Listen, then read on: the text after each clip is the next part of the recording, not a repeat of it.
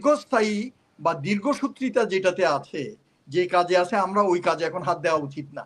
কারণ আমরা একটা টার্গেট করছি ইলেকশন কখন দেওয়া হবে এবং একটা গণতন্ত্র উত্তরণের পথটা সুগম করে দেবে, একটা নির্বাচিত সরকার আসার রাস্তাটা খুলে দেবে।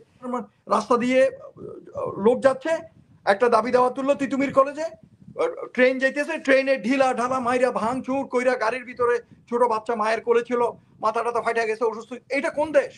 আমি কিছুদিন আগে দুবাইতে গেলাম, ওখানে আমার একজনে বলো, স্যার শামীম ওসমান তো এখানে আজমানে বাড়ি কিনছে, এখানে আছে। তো এরকম তো নির্বাচিত সরকারেরও, কারণ সবাই আকামি করে, চুরি চামারি করে। দেখেন পিয়ার পদ্ধতি এটা একই সাথে আমি বলবো যে দেখেন, আলোচনার জন্য এক একজনের এক এক এজেন্ডা থাকে এবং এক একজন এক এক পয়েন্ট নিয়ে আসে।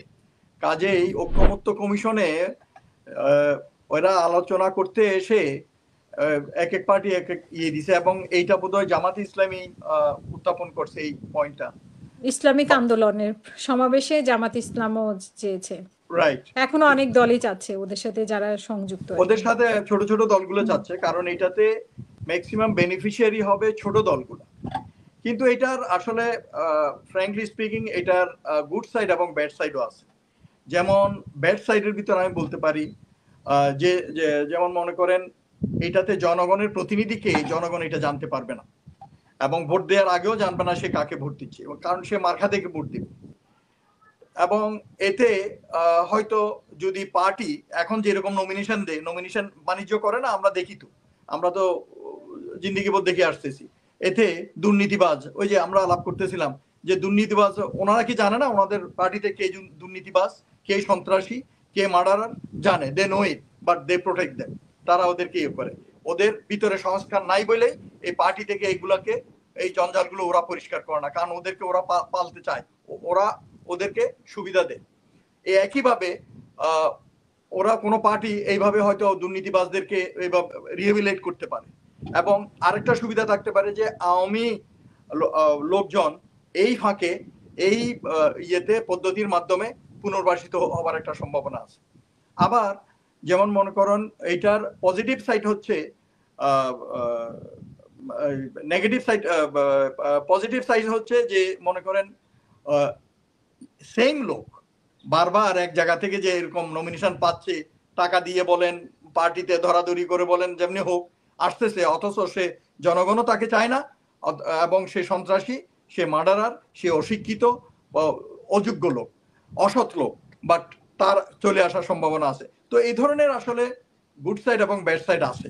বাট আমার কথা হচ্ছে এইটা ঐকমত্য কমিশন ডিসাইড করা উচিত, এবং সরকারি এইটার উপরে একটা ভার্ডিক্ট দেওয়া উচিত। আমি যে জিনিসটা বলতে চাচ্ছি যে কে কি বলল, ওরা তো এক একজনের পয়েন্ট নিয়ে আসবে, কিন্তু ম্যাক্সিমাম যেটা কল্যাণকর, কারণ আমাদের কথা হচ্ছে যে দীর্ঘস্থায়ী বা দীর্ঘসূত্রিতা যেটাতে আছে, যে কাজে আছে, আমরা ওই কাজে এখন হাত দেওয়া উচিত না।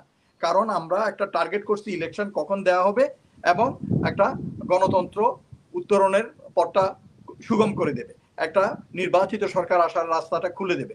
তো তার মাঝে যদি এখন আপনি এমন প্ল্যান প্রোগ্রাম করেন যে 3 বছর 4 বছর লাগবে, তাহলে ওই ধরনের প্রোগ্রামতে যাওয়া দরকার নাই। আর টেস্ট এন্ড ট্রায়াল করতে গিয়ে আমার মনে হয় না যে ইন্টারিম গভর্নমেন্টও কোনো দোষ নেয়ার ইয়ে হোক। তো আমার কথা হচ্ছে প্রস এন্ড কনস এটা স্টাডি করে তারপরে ইয়ে করুক সরকার। খালি ওদের কথায় ওদেরকে খুশি করার জন্য যে খালি সময় ক্ষেপণ করবে, আই ডোন্ট লাইক ইট। আমার কথা হচ্ছে এইটা।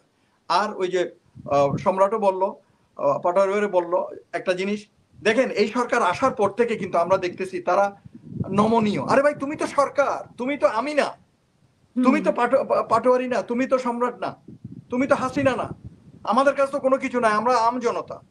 তুমি সরকার, তোমার কাছে রাষ্ট্রযন্ত্র পরিচালনার সব ধরনের অ্যাপারেটাস আছে, সব ধরনের টুলস আছে।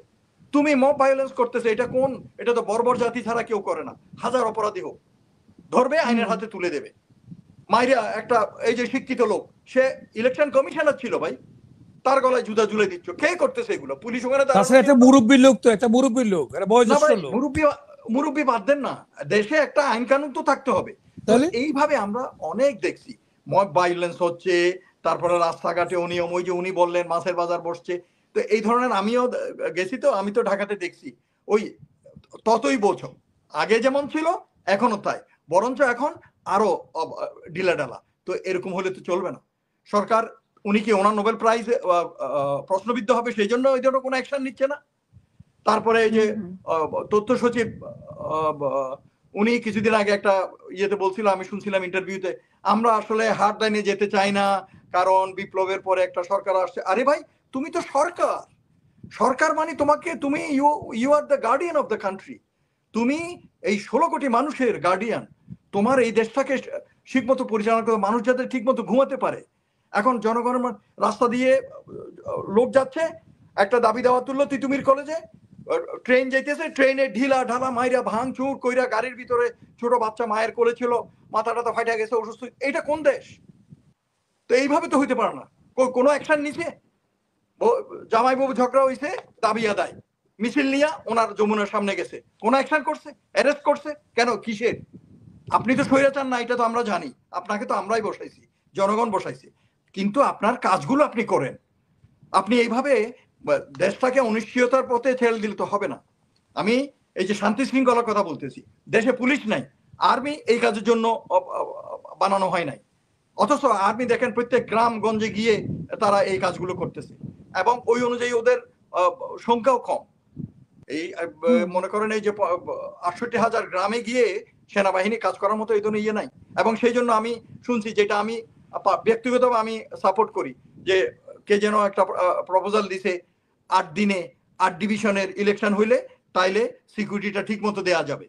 কারণ এই অবস্থাতে ওই যে উনি বলল যে ভোটের বাক্সের ইয়ে কি, নিরাপত্তা কি, যেখানে আপনি অন্য নিরাপত্তা, সামান্য নিরাপত্তা দিতে পারতেছেন না, ওখানে নিরাপত্তা কি? তো কাজেই নিরাপত্তা বিধানের জন্য সুষ্ঠু ইলেকশন দিতে চাই খালি মুখে বললে তো হবে না, এটার জন্য প্রস্তুতি গ্রহণ করতে হবে, এটার জন্য পোস্টারটা আপনার ওরকম হইতে হবে। আপনি ঢিলা ডালা মরাধর আপনাদের দেখতেছে যে সেও দাবি না নিয়ে মিছিল নিয়ে রাস্তায় নামে জনগণে অশান্তি সৃষ্টি করতেছে, রাস্তাঘাট বন্ধ করে দিচ্ছে, তারপরে যার যা ইচ্ছা তা করতেছে, যাকে তাকে আপনারা আইনা। আমি তাদেরকে অসম্মান করতেছি না, কারণ যারা আসছে উপদেষ্টা পরিষদে যার যার জায়গায় সফল ব্যক্তি, ঠিক আছে, কিন্তু ভাই ওই যে আমি একটু আগে যেটা মানে ওদেরকে খুঁজে পাওয়া যাবে না, এটাই হচ্ছে ইয়ে, যে মানে জবাবদিহিতার নেতাদেরকে যেরকম খুঁজে পাওয়া যায় যে পরের নির্বাচনে কিভাবে। ইলেক্টেড হইলেও তো দেখেন না সব আলাই পোলাই কোথায় চলে গেছে। আমি কিছুদিন আগে দুবাইতে গেলাম, ওখানে আমার একজনে বলো, স্যার শামীম ওসমান তো এখানে মানে বাড়ি কিনছে, এখানে আছে। তো এরকম তো নির্বাচিত সরকারেরও, কারণ সবাই আকামি করে, চুরিচামারি করে, দুর্নীতি করে, জনগণকে বারবার মিথ্যা প্রতিশ্রুতি দিয়ে আসি। এই যে এখন সুন্দর সুন্দর কথা বলতেছে, ওনারা তো আগে সরকারই ছিল, সবাই বলেন, জামাত বলেন, বিএনপি বলেন, সবাই তো আমরা তো দেখছি কি হয়েছে। তো এই যে চুরি চামারি মায়ের দখলবাজি এখনো চলতেছে, এটা কি আপনারা হাজার অস্বীকার করলে তো হবে না। আমরা যারা জনগণ আছি এই যে ফেস করতেছে, আমরা তো জানি।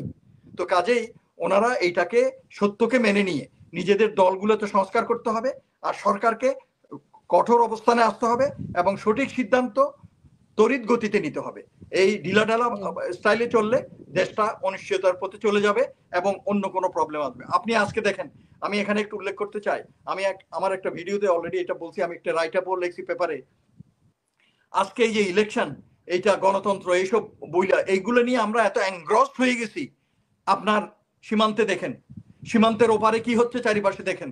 আমার দেশ, আমার দেশের 16 কোটি মানুষ আজকে নিরাপত্তার হুমকির সম্মুখীন। এটা নিয়ে কেউ ভাবছে? এটা নিয়ে কেউ কিছু করতেছে? আপনি দেখেন আমাদের সীমান্তে বিভিন্ন জায়গায় ওরা ইলিগাল রেসিডেন্ট পুশিং করতেছে, সরকারের এটা শক্ত অবস্থান নেওয়া হচ্ছে না কেন? তারপর মনে করেন কাঁটাতারের বেড়া, আন্তর্জাতিক সীমান্ত আইন লঙ্ঘন করে ওরা ঠেইলা একবারে শেষ মাথায় আইনে আমাদের এদিকে দিচ্ছে। ওখানে আমি এই যে লালমনিরহাটে একজনের সাথে আমার কথা হচ্ছিল, হাই পাওয়ার্ড ফ্লাড লাইট দিছে, সার্চ লাইট, কিন্তু ওইগুলা রাত্রেবেলায় এত পোকামাকড় অ্যাট্রাক্ট করে, ওগুলা ওখানে পড়ে ওই যে আমাদের বাংলাদেশিদের ক্ষেত খামার যেগুলো আসে, ধান ক্ষেত, এগুলো সব নষ্ট করে ফেলতেছে। আর এটা একটা পরিবেশেরও ক্ষতিকারক জিনিস। হ্যাঁ, তারপর আমাদের বর্ডারে কিলিং হচ্ছে, বারবার ওরা প্রমিস করে, ফ্ল্যাগ মিটিং করে, কিন্তু এরপরও মারতেছে। এগুলো নিয়ে আমাদের ফরেন মিনিস্ট্রির